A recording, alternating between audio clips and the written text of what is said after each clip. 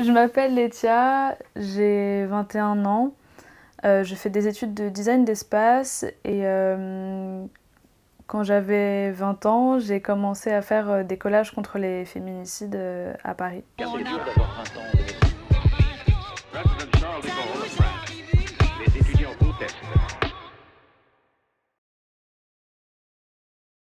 Ah, on parle d'agression.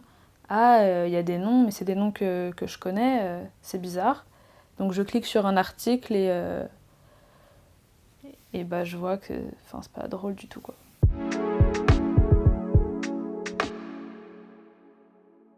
Je suis rarement réellement en colère comme ça. C'est quand je comprends pas que ça me met en colère parce que ça n'a pas de sens.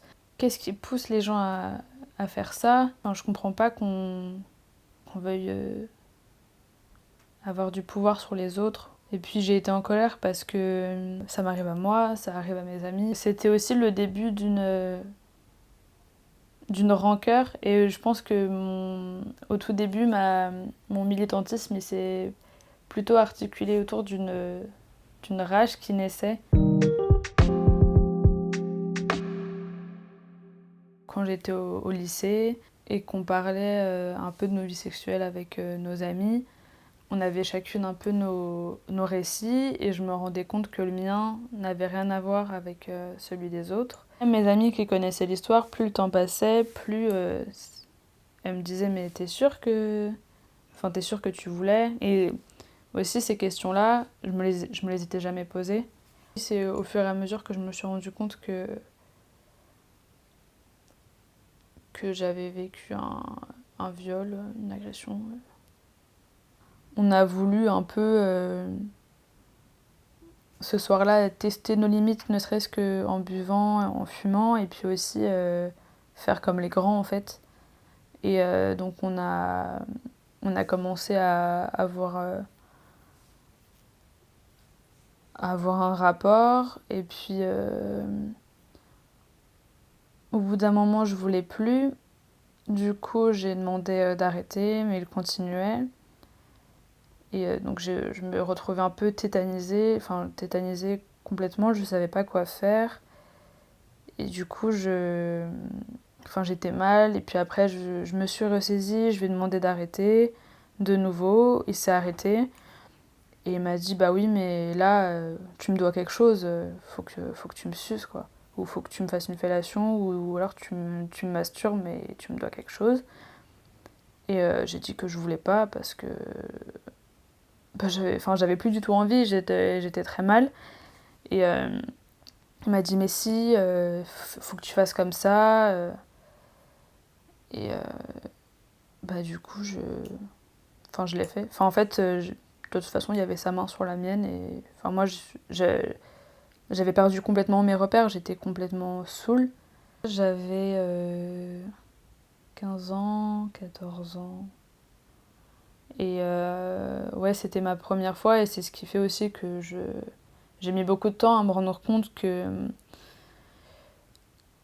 c'était pas normal. Mais même là, quand j'ai dit que c'était un viol, je pense que c'est peut-être la troisième fois que je le dis. D'habitude, je dis toujours que c'est une agression. J'arrive pas trop à le dire.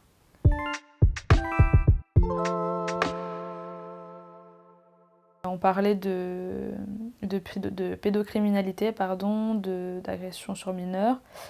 Et est venue la question, est-ce que vous, ça vous est déjà arrivé?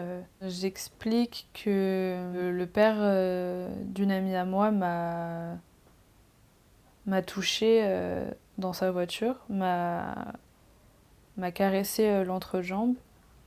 Et en fait, sur le moment, quand j'étais petite, je me suis pas rendu compte de la gravité de la chose, même si je sentais que c'était étrange et que c'était pas normal qu'il ait ces mains-là. Parce que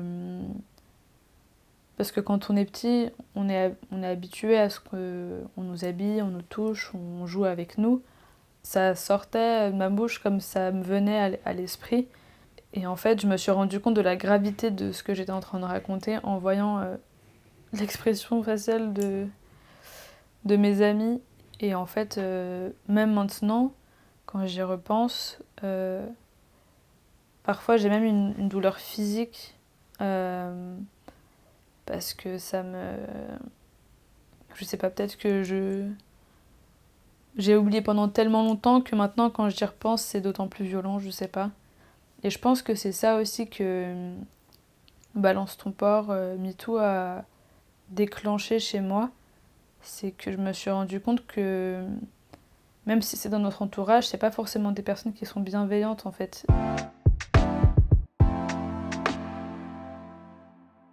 Mon ami me dit, mais tu sais, cette amie qu'on a en commun, elle fait des collages et tout, je suis sûre que ça t'intéresserait, tu devrais lui envoyer un message. C'est ce que j'ai fait le lendemain. Je vais à l'AG, j'étais assez impressionnée parce il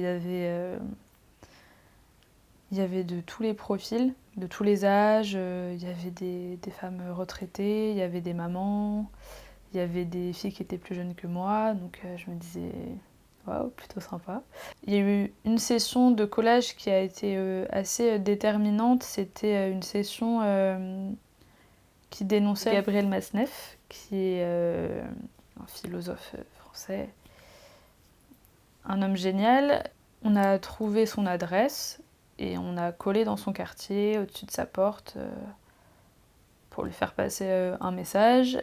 La grosse altercation, ça a été en face de chez Gabriel Matzneff. Deux messieurs qui décollaient les collages parce que ce sont des amis à lui et qui voulaient le protéger. Il y a eu une affaire donc médiatisée du street artiste L'amour court les rues. Parmi les personnes avec qui je colle habituellement, une de mes copines a été agressée par